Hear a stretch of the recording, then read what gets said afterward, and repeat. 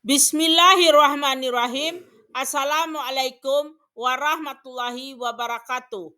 Alhamdulillahirabbil alamin. Allahumma sholli ala Muhammad wa ala alihi wa ashabihi ajmain. Kita lanjutkan pembahasan maksud dan pesan moral dari surat Ar-Ra'du ayat 31 sampai 38. Di dalam ayat ini Allah berfirman, berilah peringatan kepada orang kafir bahwa sekiranya ada suatu bacaan dalam bentuk kitab suci, yang mana bacaan itu bisa gunung-gunung dapat digoncangkan dari tempatnya semula, atau bumi jadi terbelah dan mengalirkan sungai-sungai, atau orang yang sudah mati kembali hidup dan dapat berbicara. Sekiranya Allah menghendaki hal itu terjadi, maka bacaan itu adalah Al-Quran, bukti kerasulan Nabi Muhammad. Sebenarnya segala urusan itu adalah milik Allah dan atas kehendak serta kewenangannya. Apakah orang-orang beriman tidak mengetahui bahwa sekiranya Allah menghendaki, tentu Allah memberi petunjuk kepada manusia semuanya, sehingga semua beriman tanpa kecuali. Dan orang-orang kafir yang mengingkari Al-Quran senantiasa ditimpa bencana, seperti kekalahan melawan kaum muslimin disebabkan perbuatan buruk mereka sendiri, atau bencana itu terjadi dekat tempat kediaman mereka, sampai akhirnya datang janji Allah berupa kemenangan kaum mukmin dalam penaklukkan kota Mekah. Sungguh Allah tidak akan pernah menyalahi janji. Dan ingatlah, wahai Nabi Muhammad, bahwa apabila kaummu yang kafir menghina dan memperolok dakwahmu, sesungguhnya beberapa rasul sebelum engkau telah pula diperolok-olok oleh kaum mereka yang ingkar karena perbuatan buruk itu. Maka aku beri tenggang waktu beberapa lama kepada orang-orang kafir itu untuk bersenang-senang dalam kedurhakaan mereka. Kemudian setelah waktu yang telah aku tetapkan tiba, aku binasakan mereka dengan siksa yang sangat pedih. Maka alangkah hebatnya siksaku itu yang aku timpakan.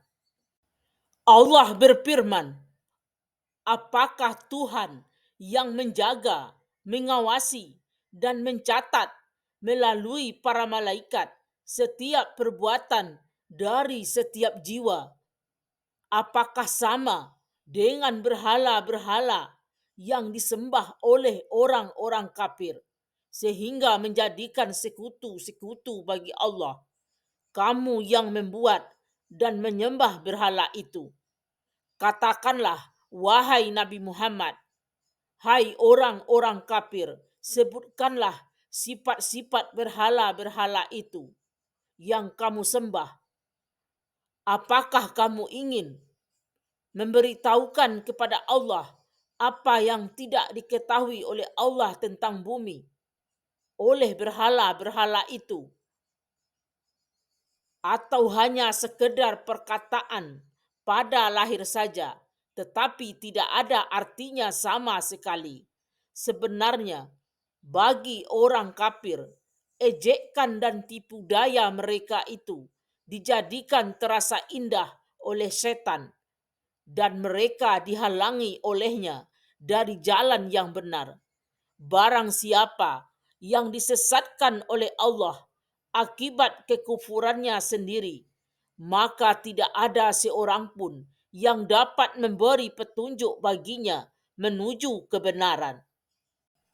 Mereka orang-orang kafir yang menyimpang dari jalan Allah mendapat siksaan dalam kehidupan dunia, seperti kekalahan atau ditawan atau dibunuh di dalam perperangan, dan kehinaan hidup di dunia.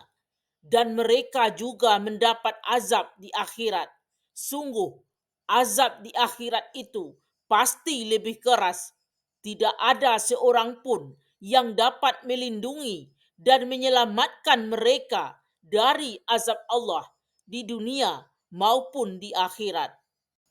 Perumpamaan dan gambaran surga yang dijanjikan oleh Allah kepada orang yang bertakwa adalah bahwa surga itu seperti taman yang mengalir di bawahnya, yakni di bawah pepohonan dan istana-istananya sungai-sungai.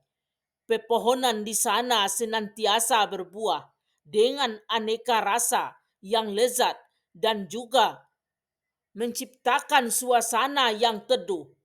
Anugerah Allah yang demikian indah, itulah tempat kesudahan yang hanya diberikan kepada orang yang bertakwa. Sedangkan tempat kesudahan bagi orang yang ingkar kepada Allah adalah neraka beserta siksanya yang sangat pedih. Dan ketahuilah, wahai Nabi Muhammad, bahwa ada sebagian dari orang-orang yang telah kami berikan kitab kepada mereka, yaitu Yahudi dan Nasrani, yang bergembira dengan datangnya Al-Quran yang diturunkan kepadamu, seperti Abdullah bin Salam, karena kesesuaian antara Al-Quran dengan kitab mereka. Dan ada pula di antara golongan yang bersekutu, yakni kaum musyrik Mekah, Yahudi, dan Nasrani yang mengingkari sebagiannya. Katakanlah kepada mereka, aku hanya diperintah secara tegas untuk menyembah Allah semata, apapun. Hanya kepadanya aku seru manusia menuju kebenaran, dan adanya kembali untuk.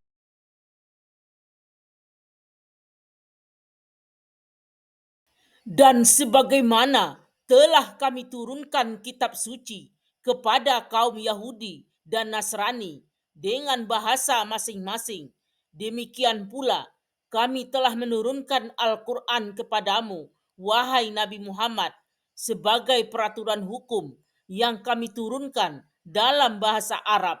Sekiranya engkau mengikuti keinginan mereka untuk mempersekutukan Allah setelah datang pengetahuan yang benar dan lurus, yakni Al-Quran kepadamu, maka tidak akan ada yang dapat melindungi dan menolong engkau dari siksa Allah. Jika kaum kafir bertanya, mengapa kamu mempunyai istri? Maka ketahuilah, wahai Nabi Muhammad, bahwa sesungguhnya kami telah mengutus beberapa rasul kepada umat-umat sebelum engkau dari golongan manusia, dan kami berikan kepada sebagian dari mereka istri-istri dan keturunan sebagaimana dimiliki oleh manusia lainnya. Jika kaum kafir itu menuntutmu untuk mendatangkan mukjizat yang kasat mata, maka sesungguhnya tidak ada hak bagi seorang rasul untuk mendatangkan sesuatu bukti atau mukjizat guna memenuhi tuntunan kaumnya atas kekuatannya sendiri, melainkan dengan izin Allah. Untuk setiap masa ada kitab, yakni mukjizat para nabi dan rasul yang sesuai kondisi dengan masanya. Pelajaran yang dapat diambil dari surat Ar-Ra'du ayat 31 sampai 38. Yang pertama, Allah mempertegas di dalam ayat ini bahwa hanya kitab Al-Quran satu-satunya yang dijadikan pedoman hidup bagi umat manusia sampai akhir zaman.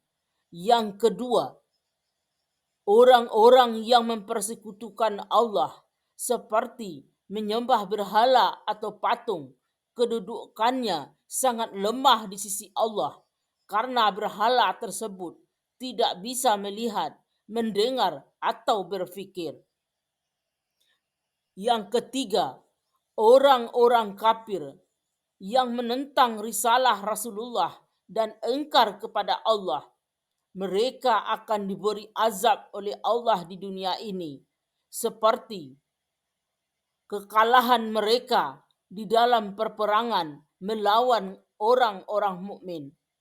Mereka ditawan atau terbunuh di dalam peperangan, atau orang-orang kafir akan hidup dalam kehinaan di dunia ini. Demikianlah maksud dan pesan moral dari ayat Al-Quran surat Ar-Ra'du ayat 31 sampai 38. Alhamdulillahirabbil alamin. Assalamualaikum warahmatullahi wabarakatuh.